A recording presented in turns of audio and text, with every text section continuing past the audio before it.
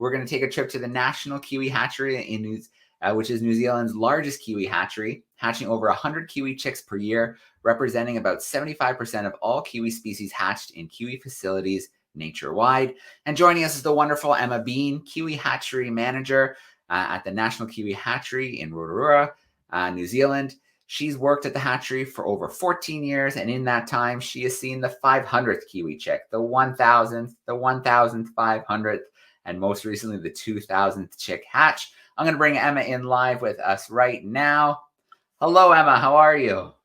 Kia ora, Joe. I'm good, thank you very much. And yourself? Good, Emma. It's been such a wild weekend. We've been across 6 continents, dozens of countries. We've shared so many stories. I can't believe another year of celebrating biodiversity is coming to a close. But I mean, we celebrated all year long. The videos are going to be there all the time. But this weekend has been such a blast. And you, Emma, you and the National Kiwi Hatchery are the headliners. You are the big festival weekend. You've got the big band comes out on stage like the Foo Fighters to close out the festival. That's you tonight, Emma. You and the National Kiwi Hatchery. We're so excited to have you with us.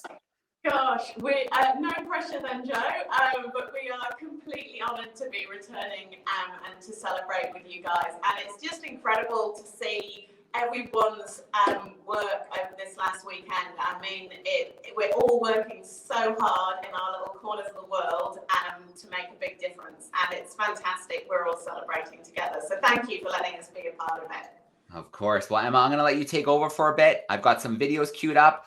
Call out when you want a video and it will come up on the screen for you. Excellent. Thanks, Joe.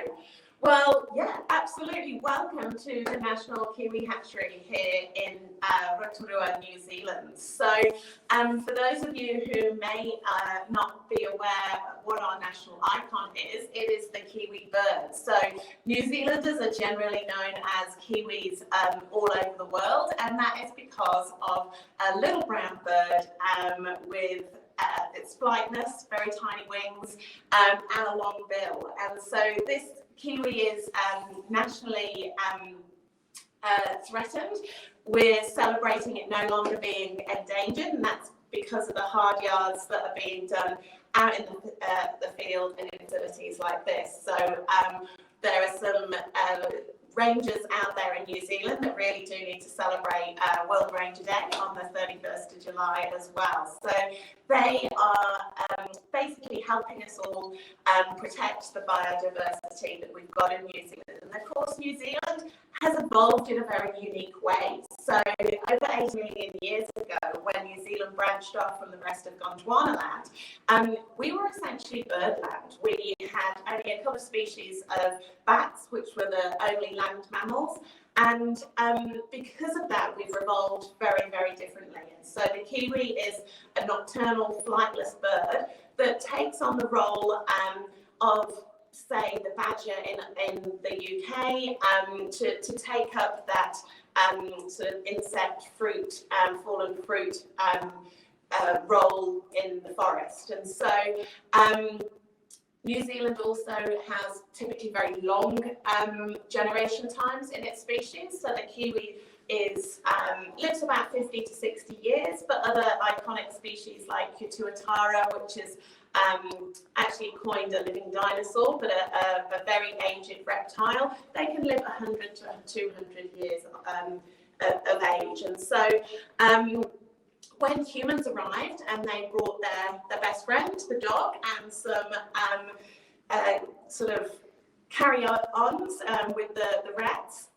we unfortunately changed the shape of New Zealand. And we now, so as I said, New Zealanders are known as Kiwis, but we also have something that we're relatively famous for, which is Kiwi ingenuity. And we're at the forefront in conservation techniques for predator control.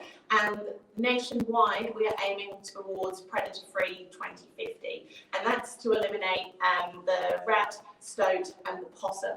Because unfortunately, here in New Zealand, because of the introduced mammals, 25 million native birds are killed every year in New Zealand. That's almost one bird killed every second, which is just devastating. This actually equates to, so that's all bird species. Unfortunately, about 27 kiwi are killed in New Zealand, and that's totals up to about 1,400 Kiwi chicks per year, which means at the moment Kiwi populations are declining at 2%. Now, I said earlier that we are really excited to say that we've been pushed off the endangered list and we're now only threatened, but that has got the caveat on it that it's conservation dependent. So we need to continue doing all the predator control in the wild and all the additional help that we do through facilities like this one. Otherwise, the Kiwi populations will continue to go backwards. And unfortunately, at the moment, they're just holding their own. And so our goal is to continue to do what we're doing, increase the capacity of what we're doing so that we can actually grow those Kiwi populations. It's really important that I mention though as well that we don't want to demonise these introduced predators. They're just doing what nature intended. It's our fault as humans bringing them here, where unfortunately the endemic species have not been able to evolve quick enough to defend themselves against them.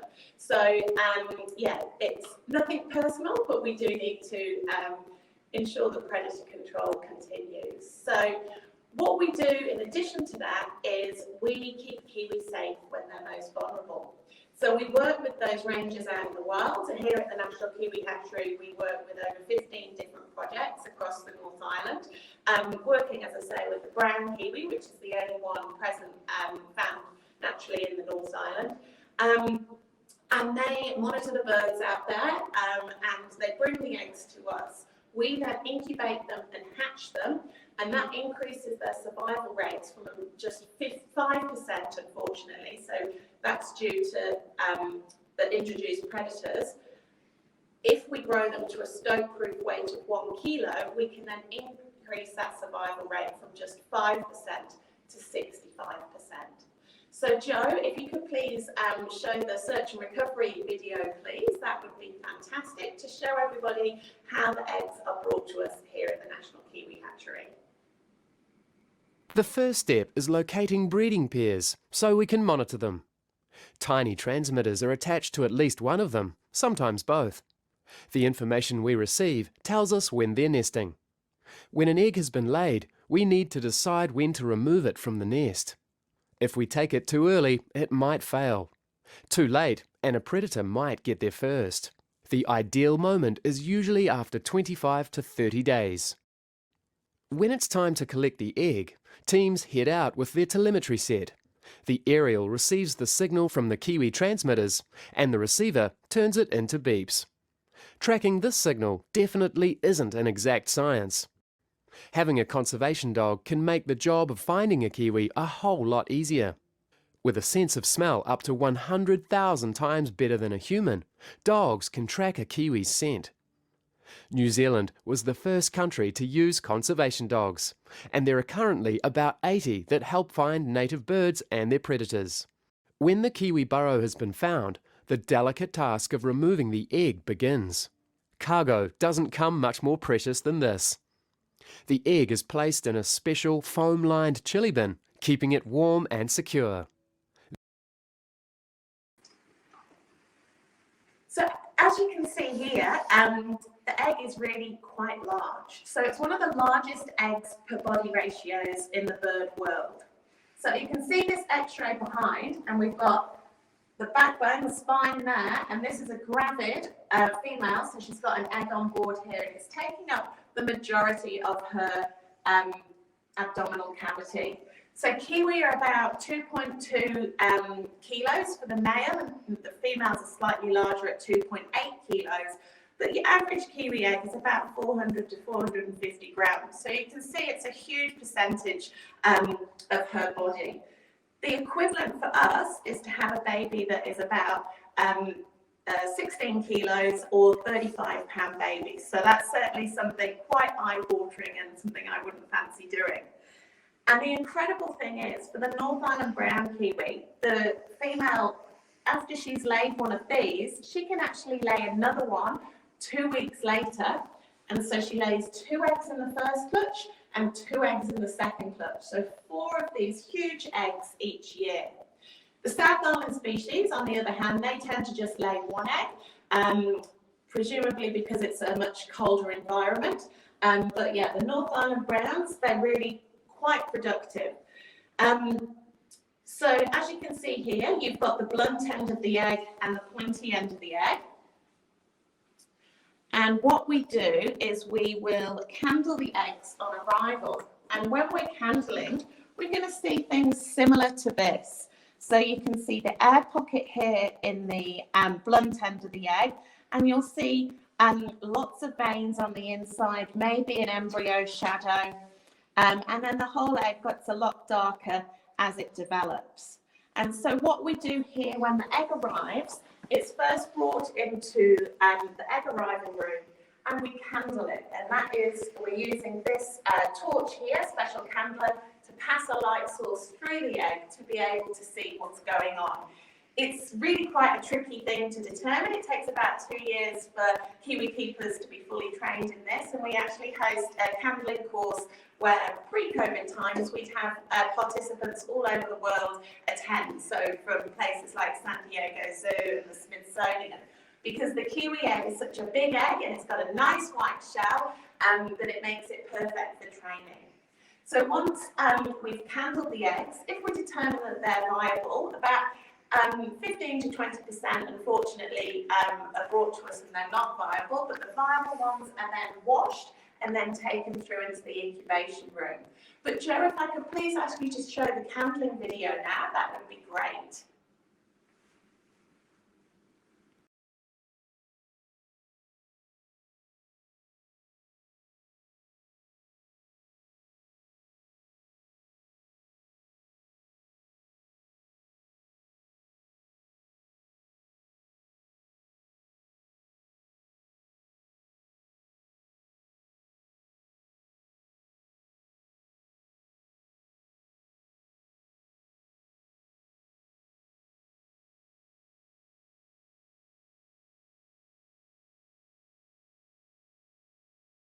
Lots of things that we can see throughout the development of the egg.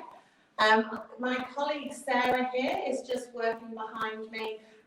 We've got one egg left this season, so it is a very seasonal work, and we're just heading into winter here in New Zealand. We've actually hatched 136 chicks this season already, and that brings us up to a running total of 2,275 Kiwi chicks that we've hatched since we began. This egg here is actually one of an egg for one of our resident breeding pairs, so it's not coming from the wild, which is why it's here at this time of year, off season, because we supplementary feed our birds on site, which means they don't tend to stick to the seasons. And it's actually quite a small egg, so they are usually much larger than that. This is one of the first eggs that this pair has laid, and they tend to get larger the more eggs that they lay. Now this egg is has started the hatching process, so the incubation time is actually a really long time. It's about 78 days. You can see that Sarah's whistling away in here, trying to get him to move. He's actually in slightly the wrong position in there, unfortunately. So a couple of days ago, we took him to our local vets to x-ray the egg to find the location of his bill. And we needed to help him through the first stages of the hatching process, which is internal pip. So we popped a little view hole in, which you can see covered by tape. And we located the bill and made a hole through the membranes to enable him to breathe. So we are just monitoring his movement. Unfortunately, because he is in that unusual position and he's got a foot over his head, he isn't moving as much as a lot of eggs normally do. But in about 3 days' time, he should be able to hatch. He may need a little bit of assistance from us, but obviously he is still going to be a robust chick. It is just a similar process to having a breech birth. So we're not going to be putting unfit birds out into the wild. So he's working really hard in there at the moment. He can actually vocalise because he's breathing air through his little air sacs for the first time. And then the next stage will actually be cracking the shell on the outside of the egg. And if it wasn't for that view hole at the blunt end where we helped him, that would be the first sign that you'd see of cracking on the outside of the shell. So in a couple more days, we should be getting a nice wee chick. So if you could show the hatching video, Joe, this is what should be happening in a couple of days' time.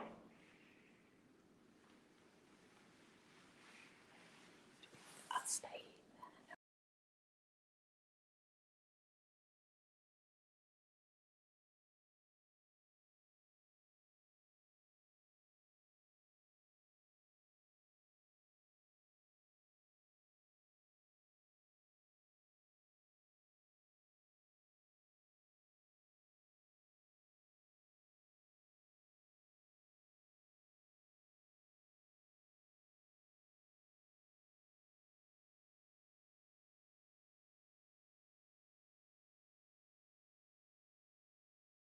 The position of the embryo in the egg is really important.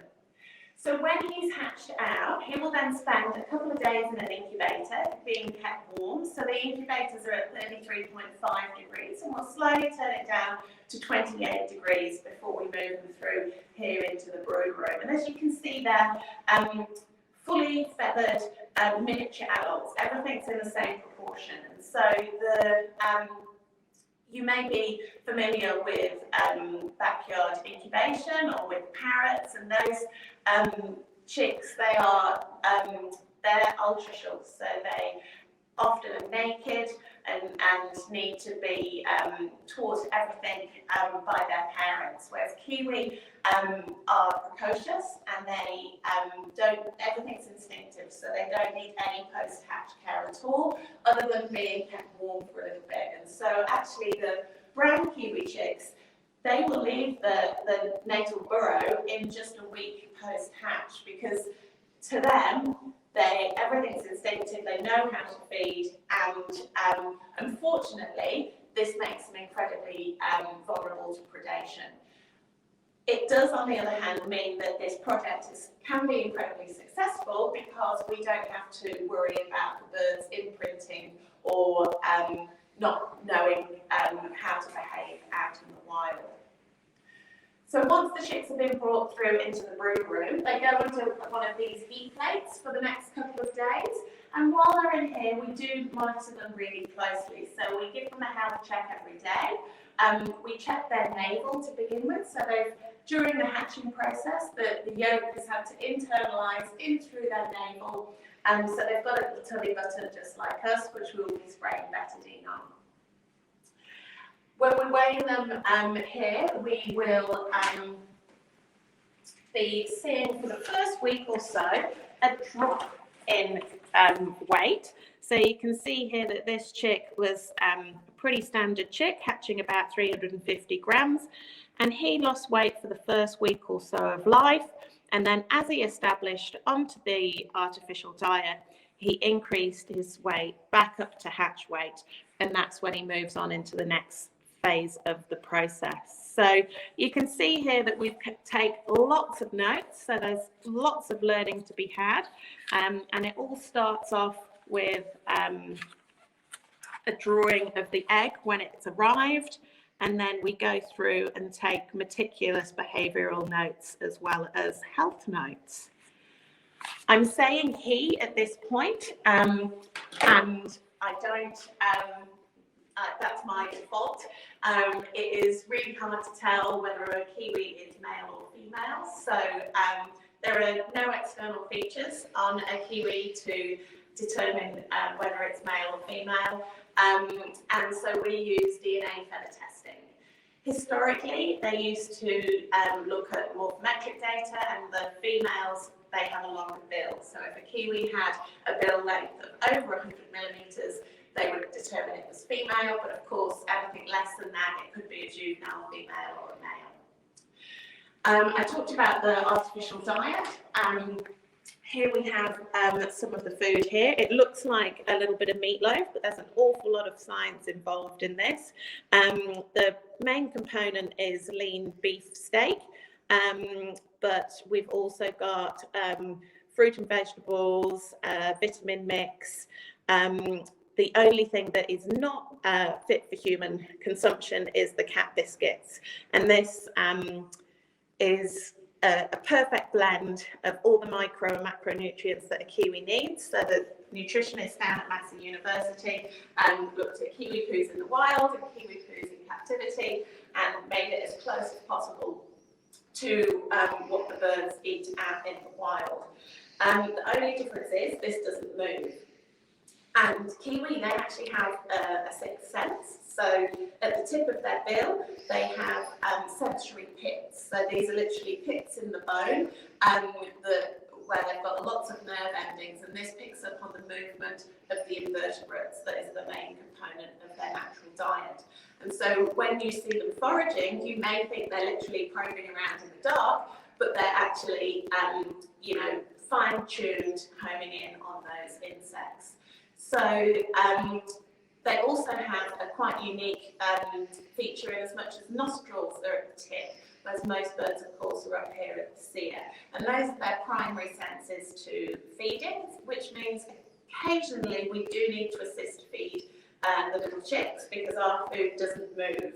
And sometimes we have to dangle the food in front of their nose just to encourage them to establish onto our cooking. So, Joe, if I could ask you to do the last video, the brooder room video for me, you'll be able to see what goes on in this room when we've got lots of chicks.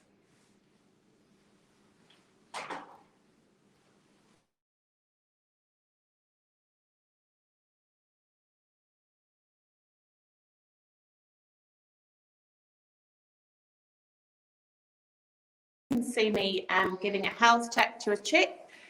Weighing the bird, and of course the National Kiwi Hatchery, we are open to the public. We are ecotourism through and through, and so we're a non-for-profit charity, and everybody coming through our doors helps us to continue to do the work that we do here.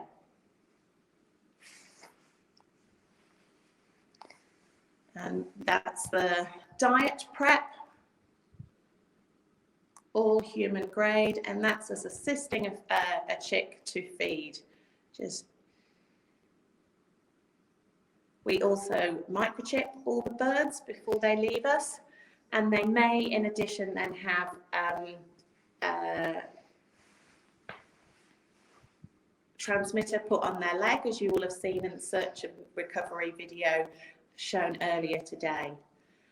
And here you can see me going to our outside enclosures, and this is where they graduate from the brooder room, and they grow up there in a slightly more natural environment, but still with the supplementary food, and they grow up to their stoke-proof kilo in weight.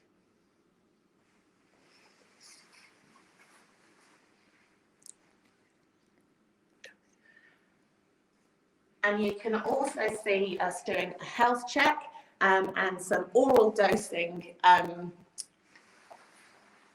the kiwi. So we'll take fecal samples while we're up there, and they may be positive for coccidia, gut protozoa, or intestinal worms. So they're very much looked after while we're here.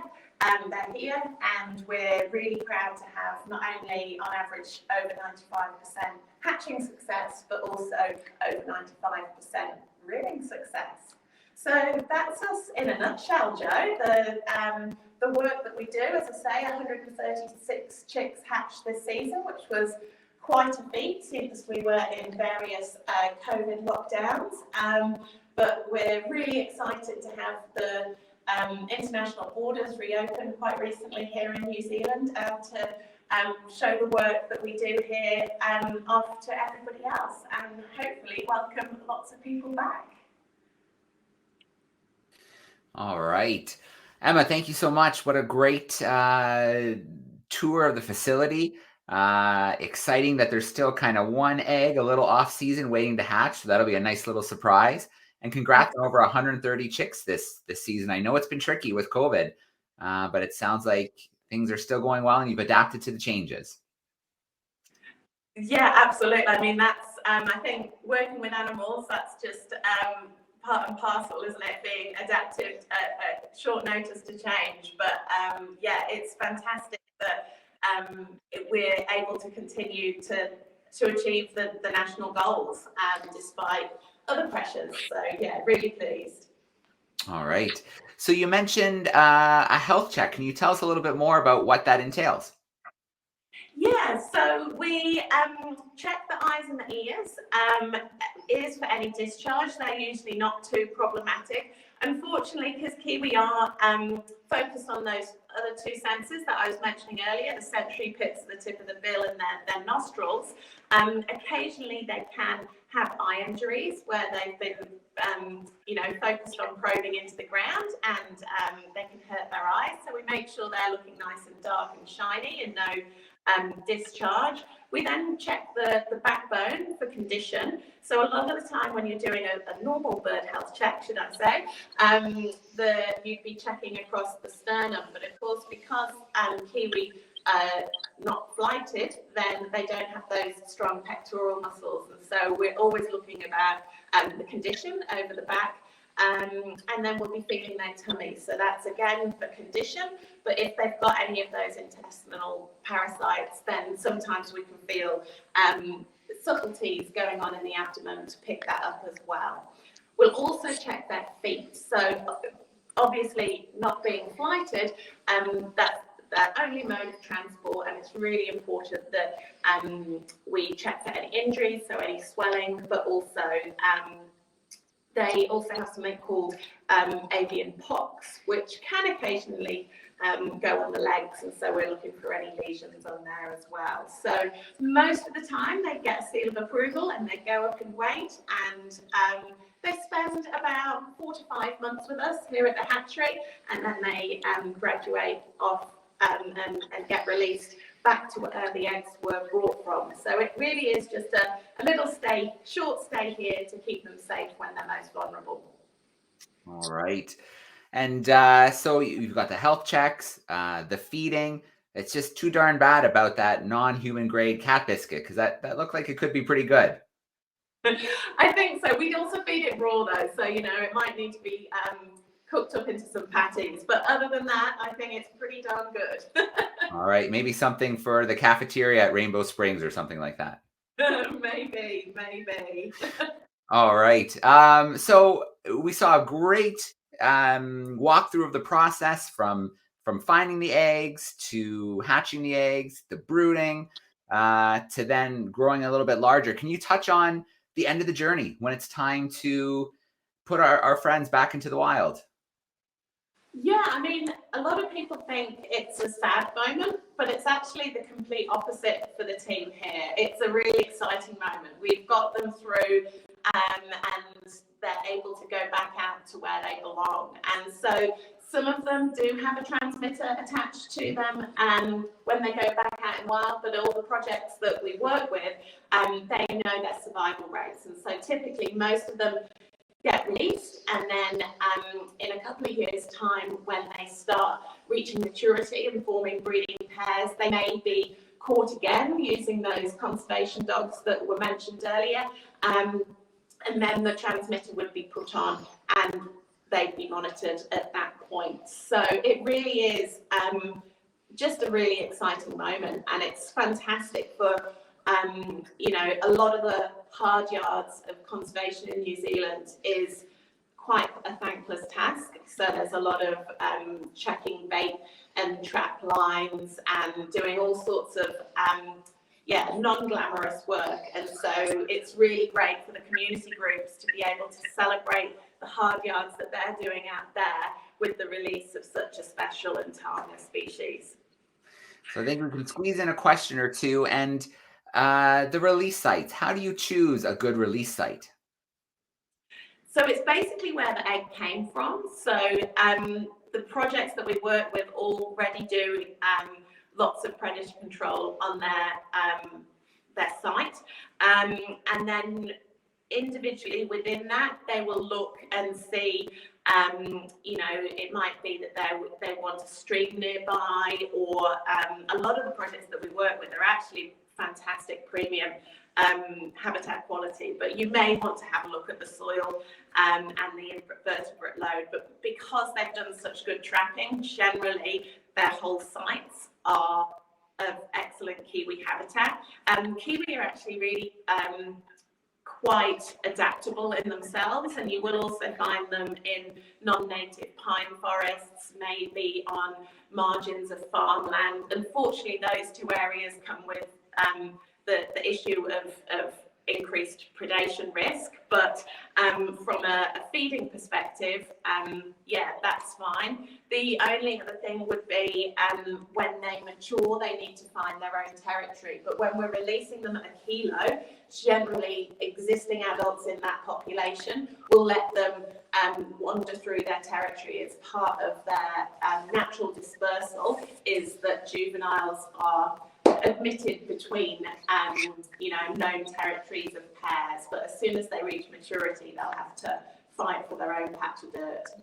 All right, I think we have time for maybe one or two more thoughts here. And your team makes it look so easy, the work that you're doing. I know it definitely isn't.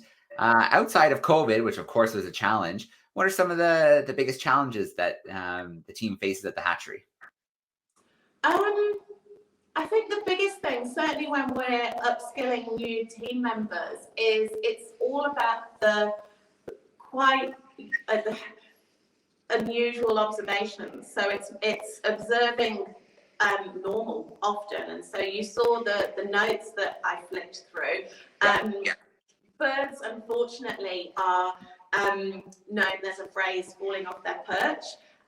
They've got something called a preservation reflex, and so they'll be, I'm fine, covering it up, and then all of a sudden they've passed away. And so for us, it's just being incredibly observant and picking up just the minute changes that can then lead us to making health decisions before it gets too serious. So and being incredibly adaptable. You mentioned it earlier with COVID, but I think when you're caring for animals, you may come to work expecting to do ABC, but you actually don't manage to achieve any of that, but you might have done X, Y, Z instead. So it's just being able to use your initiative and change to respond to a rapidly changing environment. So and it really isn't that glamorous. Whilst I said it's a really, it's a fantastic celebration, a release day for the projects we work with.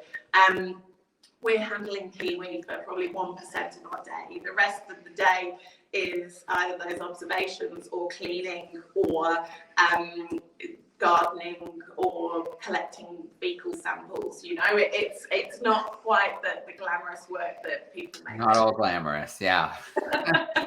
All right, fair enough. What you mentioned before, did you say the borders are open now or soon to be opened?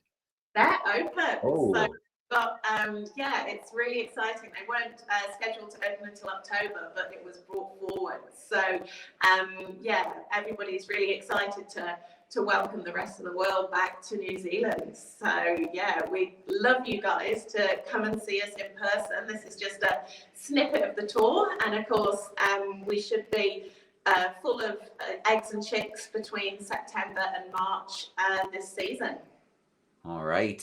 I had the pleasure, the privilege several years ago of visiting New Zealand and visiting Rainbow Springs and the National Kiwi Hatchery. So that was really exciting. And one of my favorite moments in New Zealand was in Trunsan, Kauri, I think it's Park. Being out there in the middle of the night, like 1, 2 in the morning, I borrowed a spotlight with a red filter, and I was so wanted to see a kiwi in the wild, and it happened. And that was one of the greatest moments that I've ever had. And Emma, thank you for you and your team doing your part to make sure those moments can happen for lots of other people in the future, with the kiwi back where they belong in their ranges and doing their thing in the night. Thank you so much, Joe, and thanks to everybody else who's been involved in this biodiversity festival. Everybody's, we have an expression over here that it takes a village to raise a kiwi. Well, it takes a village to help biodiversity, and everybody's hard work really is paying off. So thank you. All right. Thank you so much, Emma. A shout out to your team who helped make this possible behind the scenes. And yeah, we can't wait for our next visit to New Zealand. Thank you, Emma. Thanks, Joe. Bye.